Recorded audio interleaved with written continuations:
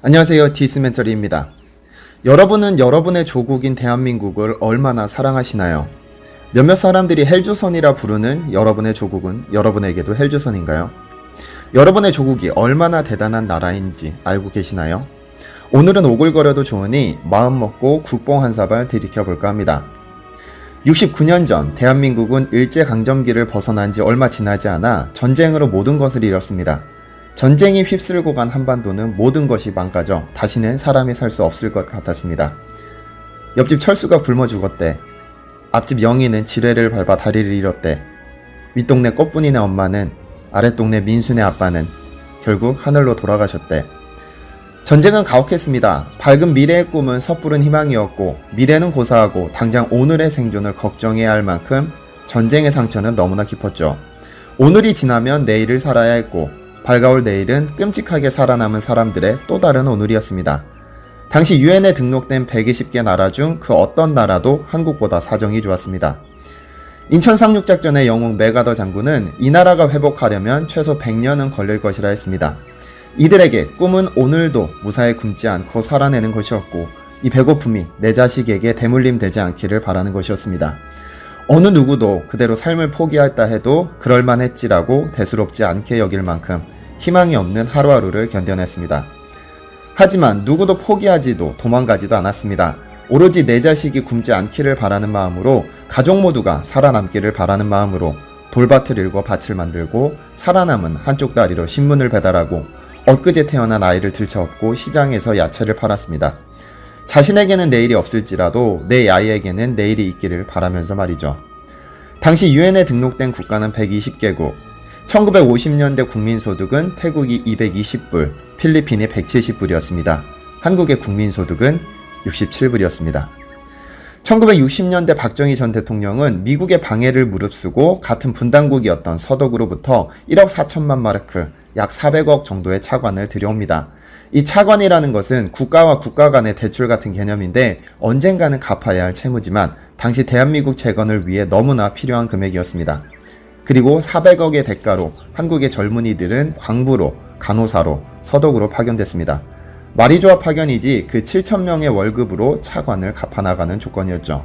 생전 처음 가본 서독에서 간호사들이 처음으로 한 일은 알코올을 묻힌 솜으로 딱딱하게 죽어버린 시체들을 굴리며 닦는 것이었고 광부들은 지하 1000m 아래에서 하루 종일 먼지 덩어리를 마시며 석탄을 캐는 것이었습니다. 외국인들이 자신의 조국을 위해 목숨 바쳐 일하는 모습에 감동한 서독 대통령은 박정희를 직접 서독으로 초청하기에 이르렀습니다.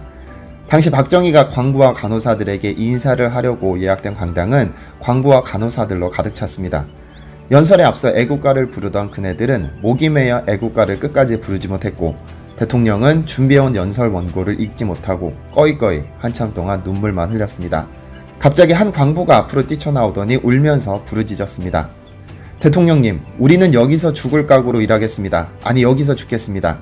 무슨 일이든 시키는 대로 하겠습니다. 우리나라를 좀 도와주세요. 그리고 서독 대통령을 향해 큰 절을 올렸고 강당의 모든 사람이 울면서 엎드려 절했습니다. 호텔로 돌아가는 차 안에서 눈물을 멈추지 못하는 박정희의 손을 꼭 잡으며 위북해 대통령이 말했습니다. 우리가 돕겠습니다. 현재 농협중앙의 안성목장은 그때 서독 대통령이 보내준 200두의 젖소와 장비, 건물을 원주해서 만들어진 산물입니다. 이 목장을 기틀 삼아 낙농산업이 발달하고 식생활이 개선되고 산업화의 기틀을 다지게 됐습니다. 결국 한국의 근대 산업화는 1960년대 서독으로 파견된 강부와 간호사의 피, 땀, 그리고 눈물로 이뤄낸 결과입니다. 우리의 젊은 어머니와 아버지들은 낯선 땅 서독에서 죽도록 일만 하다 쓰러져 갔지만 그들이 없었다면 현재의 대한민국은 없었을 것입니다. 1964년 월남전 파병은 한국의 경제를 회복하는 마중물이 되었습니다. 미국과 북부 베트남의 전쟁에서 미국이 위기에 처하자 박정희에게 베트남 파병을 요청했고 그 대가로 정권 지지와 원조를 보장했습니다. 8년 동안 이어진 전쟁에서 5,000명의 안타까운 목숨이 쓰러졌으며 그 10배가 넘는 이들이 부상을 입었습니다. 그들의 전투수당은 고속도로로 태어났고 경제성장을 위한 동맥이 활발하게 뛰기 시작했습니다. 뜨거운 모래바람을 맞으며 중동의 뜨거운 사막으로 파견된 건설인부들의 피와 땀으로 달러를 벌어들였고 꽃같이 아름다운 소녀들은 가발 공장에서, 봉제 공장에서, 신발 공장에서, 그리고 섬유 공장에서 라면으로 간신히 끼니를 때우며 수출 상품을 만들었습니다. 그리고 젊은이들은 거리로 뛰쳐나와 자신들의 목숨을 담보로 대한민국의 민주화를 이끌어냈습니다. 기적을 믿으시나요? 메가더 장군은 전쟁으로 폐허가 된 대한민국이 재개하려면 최소 1세기가 걸릴 것이라고 했습니다. 그러나 대한민국은 1979년, 그러니까 전쟁 후 20년 만에 국민소득 67달러에서 1000달러를 넘겼습니다. 그리고 2018년 600조에 이르는 수출액을 기록하면서 세계에서 6번째로 많은 수출을 이뤄냈습니다. 전쟁 후 불과 20년 만에 국민소득 76달러에서 1만 달러를 넘어 70년 만에 3만 달러를 넘어섰고 세계 6위의 수출대국이 되었으며 세계 10위권의 경제력을 가진 나라가 바로 대한민국입니다. 어떤 이들이 묻습니다. 한국인들은 왜 그렇게 한국에서 태어났음을 자랑스러워하고 왜 그리 애국심을 중요하게 생각하느냐고, 어떻게 나라를 위해서 자신의 금덩어리를 내놓을 수 있으며 1000만 명이 넘는 사람이 안전하게 집회 활동을 할 수 있느냐고, 인구도 적고 국토도 작은 한국에는 왜 그렇게 인재가 많이 태어나냐고, 이런 한국에서 태어나서 어떻게 자랑스러워하지 않을 수 있을까요? 최단 기간의 가난에서 벗어난 것이 아니라 자신의 조국을 위해 몸바친 그분들이 이룬 국가를 어떻게 자랑스러워하지 않을 수 있을까요? 시청해주셔서 감사합니다.